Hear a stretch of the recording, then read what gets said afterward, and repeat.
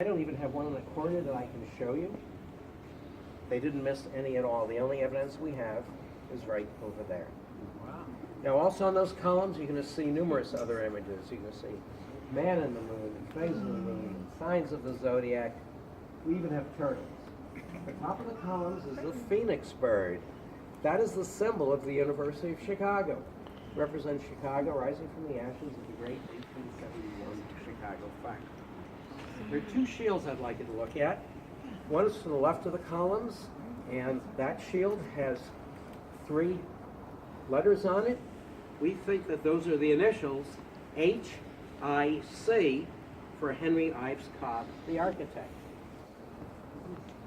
To the right of the columns is a shield, and that one is particularly interesting because right after the Da Vinci Code was published, we had people combing the observatory looking for evidence of Masonic influence. The only thing they really came up with was that particular shield.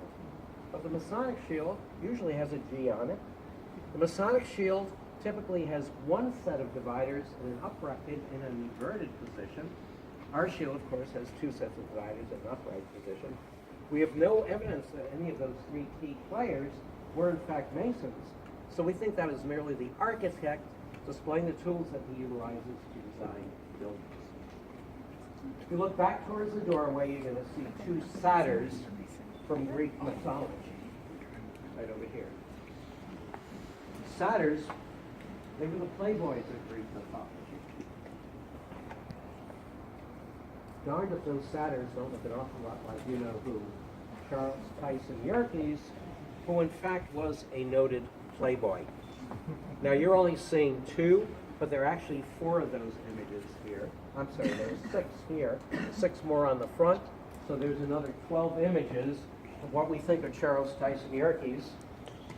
And we think that this is a demonized version of Charles Yerkes, Yerkes with horns. And when we get into history, I think you'll understand why some people may have actually compared him to a demon. He was a rather interesting character, to say the very least. Directly above the doorway, that is Helios, the sun god, on his chariot. In Greek mythology, it was the job of Helios to transport the sun across the heavens. So that's another reference to the sun, George Ellery Hale's primary interest. Far side of the building is a winged lion with a shield on it.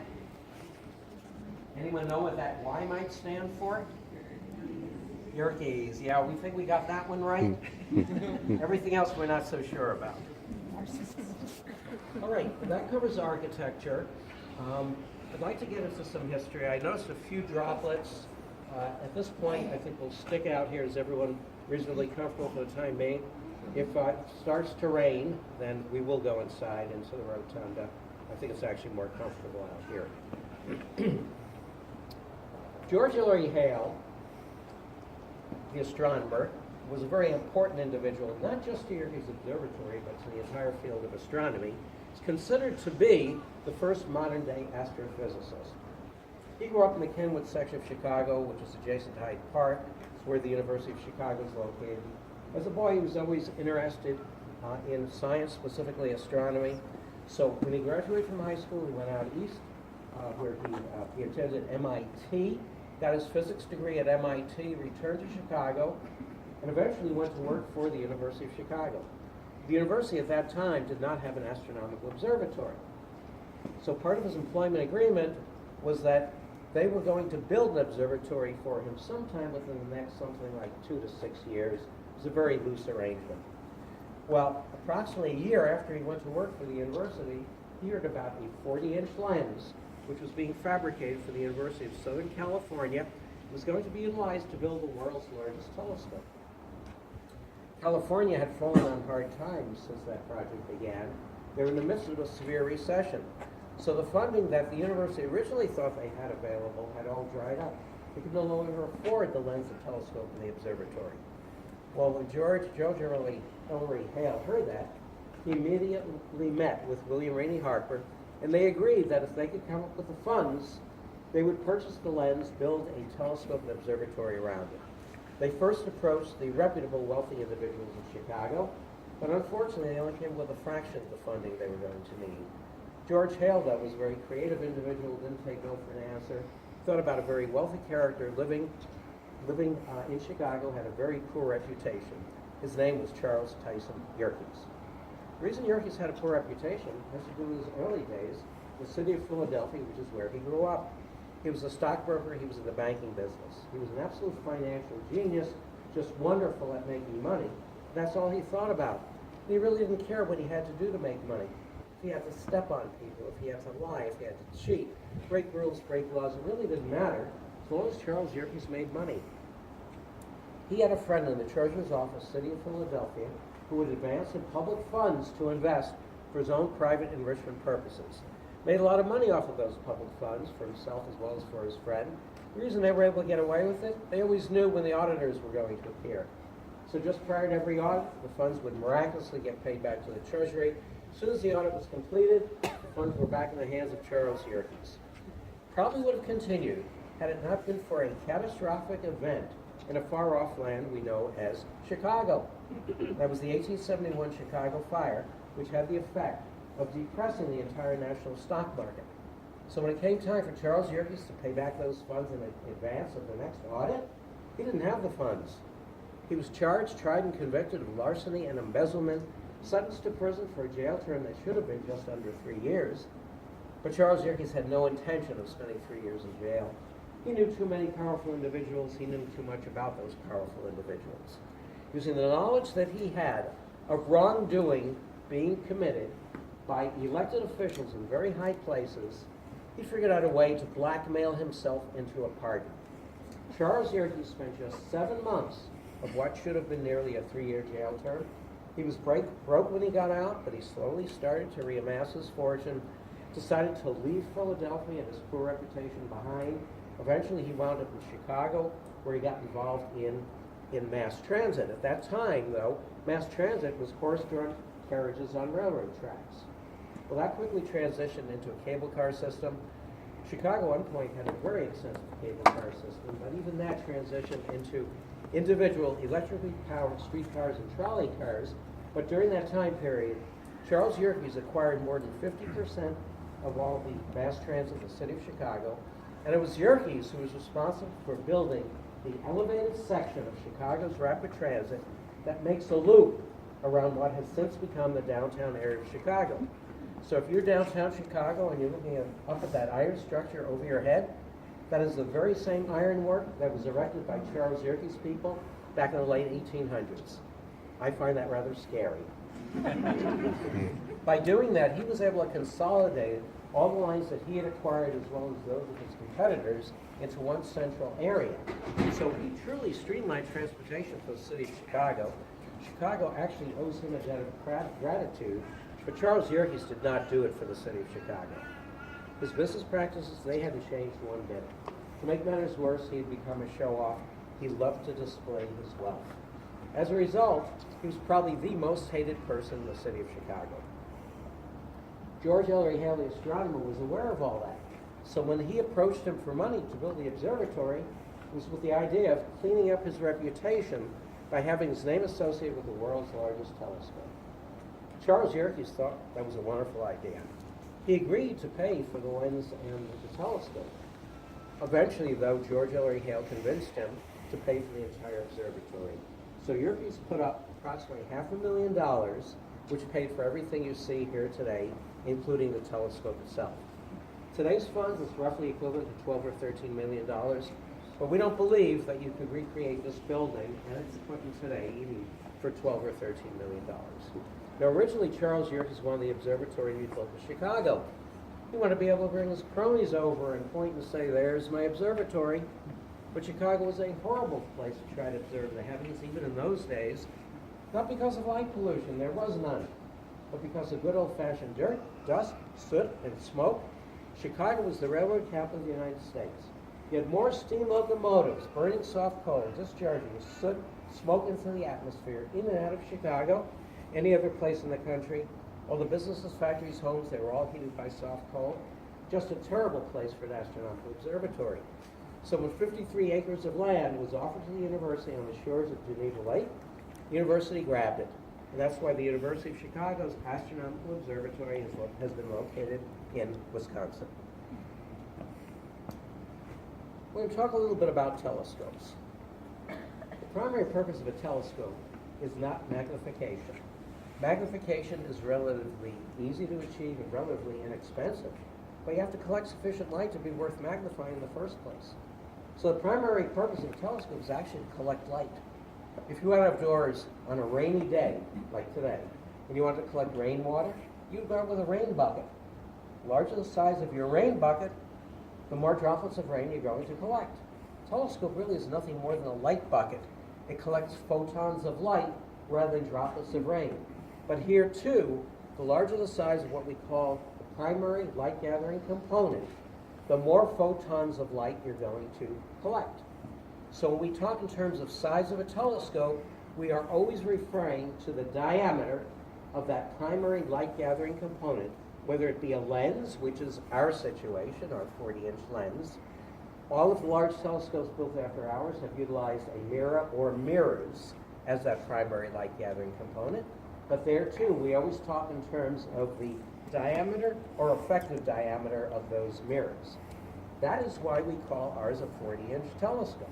Now when you go upstairs shortly, you'll see that that 40-inch lens, which is about like so, is mounted in a tube which is 64 feet long. But we would never call this a 64-foot telescope because that would tell us absolutely nothing about its primary purpose, which is to collect light. 1897, we went into operation, world's largest telescope. George Ellery Hale, the astronomer. Typical scientists. Scientists are never happy with their equipment. They always want bigger and better and more advanced. A few years later, he took half of our staff, went out to California. He got funding for a 60-inch mirrored or reflecting telescope. And you can use those terms interchangeably, mirrored, reflecting. Reflecting is actually the preferred term. That was built at the top of Mount Wilson, overlooking Pasadena in California. Went into operation in 1908, became the world's largest telescope. A few years later, George Ellery Hale wanted a larger telescope. So this time he approached a wealthy industrialist by the name of Hooker, and he got funding for a 100-inch reflecting telescope. That too was built at the top of Mount Wilson.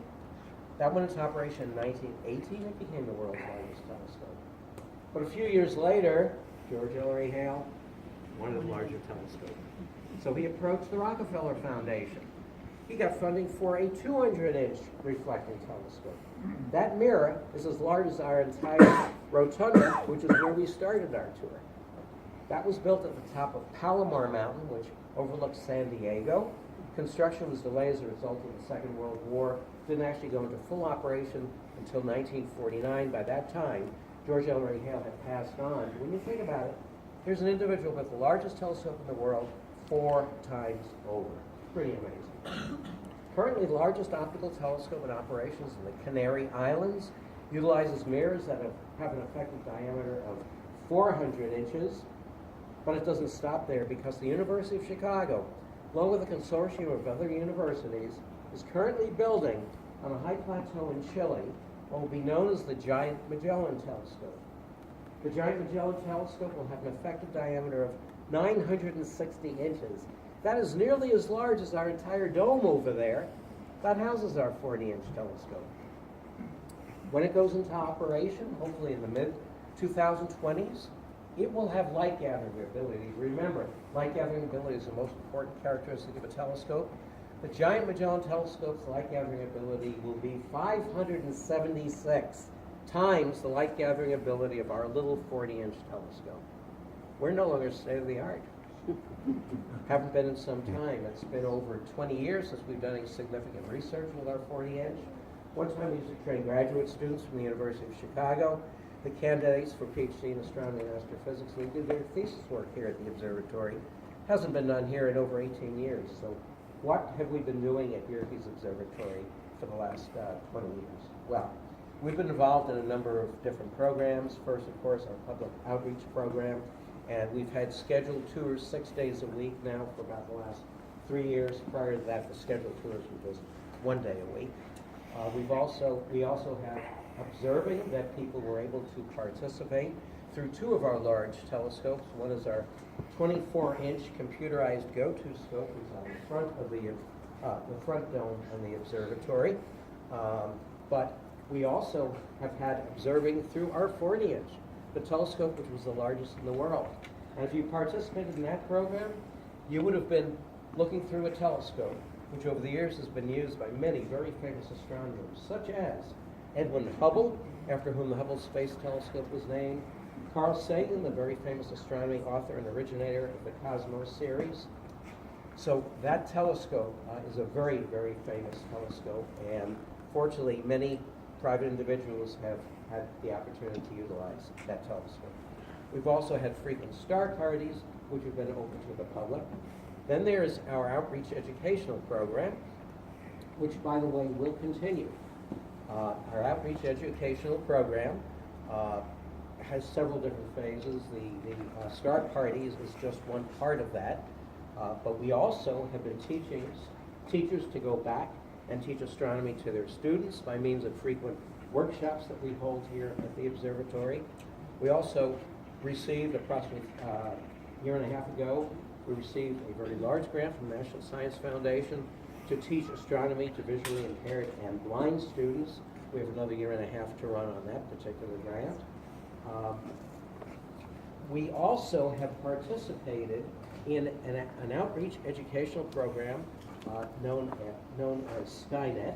It's a worldwide organization of approximately a dozen observatories, and students that are members of Skynet Junior Scholars have been able to request photographs taken of our night sky through the telescope mounted in this dome right over here. It's a 41-inch reflecting telescope.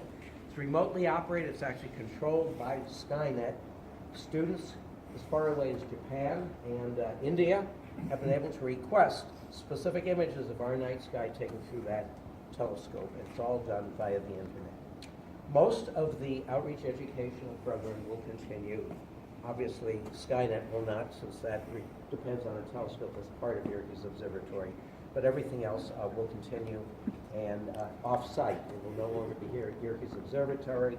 They've founded an alternate site in Williams Bay that they will be utilizing. If you have any interest, if you're local, Williams Bay, Lake Geneva, have any interest in that program, we have flyers in the bin in the front of the observatory, which will give you information on those programs. So that gives you an idea of what we have been doing at Yerkes Observatory today. At this point, we're going to go in, and Richard's going to take you upstairs.